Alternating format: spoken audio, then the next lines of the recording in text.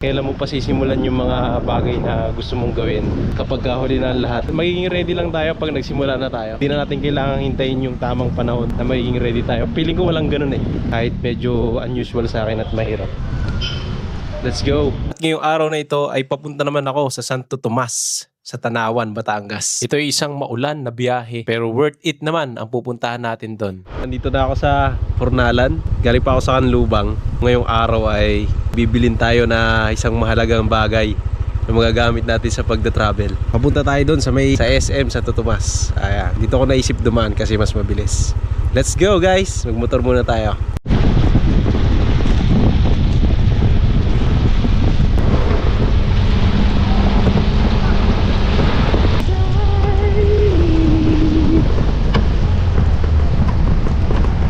Tay, may kisilong lang tay ha.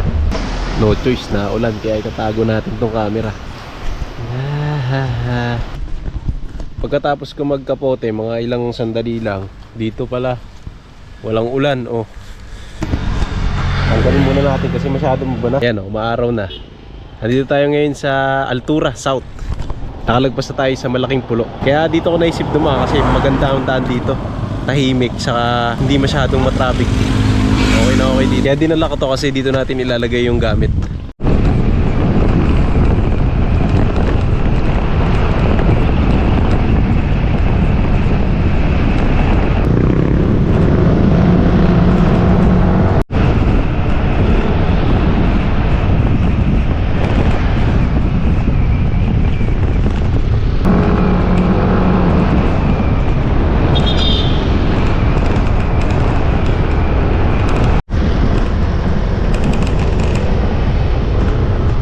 Ayan, nandito na tayo sa SM Santo Tomas.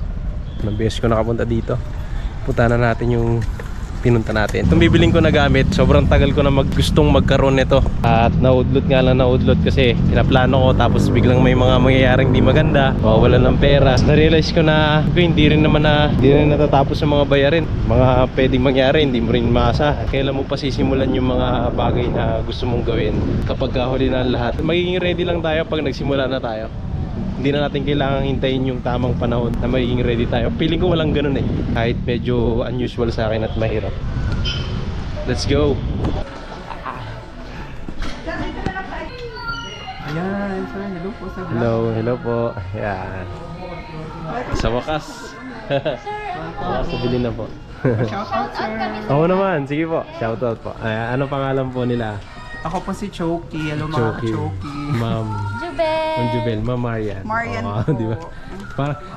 Sigurado ako nga si Ma'am Marian yung binilang ko na GoPro. Tanda mo. Akalain mo yun, no? Sa SM Kalamba. Siya talaga Nakita dun tayo dati. dito. Yung mga gamit na tayo sa talaga travel. sa pagbablog sir. Sir, mga ibang inaano ko nagiging famous yun sa vlog. Yes sir, yung pinaka-remote. I-add ko na rin po kayo, ano? Sir, sige po, add nyo ako. Oo, follow kayo naman naman. nila. Oo. Para makita yung mga pinaggagawa ko kung saan ako nagagala. Para siyang Ayun. Yun, okay. Kita mo? Apo. So, Charge lang talaga kailangan mo. Okay na guys, nabili ko na. Ito na. Makakasama natin sa travel vlog. Tapos pag uwi natin, saka na natin siya bubuting-tingin, saka tetestingin, saka aaralin kasi hindi basta-basta to kasi pinapalipad natin sa ere. Tapos nag-video tayo. Makakasama natin to sa mga travel vlogs natin. Let's go! Thank you Ma'am Marian, Ma'am Jubel sa pag-assist.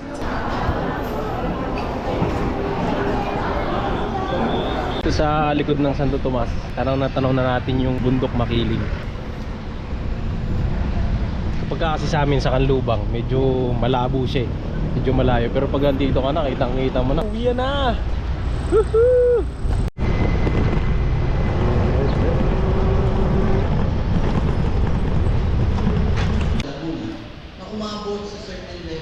Uwi na tayo sa Canlubang. Punta natin si Mahal. Papakita natin yung drone natin.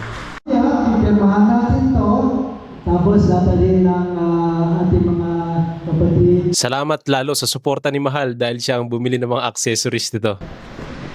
And guess what? Inutang ko lang to guys. At hindi wala talaga akong pambili ng buo kung bibiling ko to. Ayan na, kailangan ko lang talaga sa paggawa ng video, sa adventure. Ayan, kasi nakita ko naman na kaya ko pang mag-take ng risk ngayon dahil wala naman akong obligasyon. Eh yun lang, hindi ko naman siya nire-recommend sa lahat na kasi yung iba marami na rin obligasyon. Ako naman, umutang ako kasi pwede kong pagsikapan na bayaran. Ayan. So yun, magagamit ko ito sa mga susunod na paglalakbay na gagawin ko. Kaya tara guys, samahan nyo ako at subscribe nyo na rin ako sa YouTube channel ko. Maraming salamat!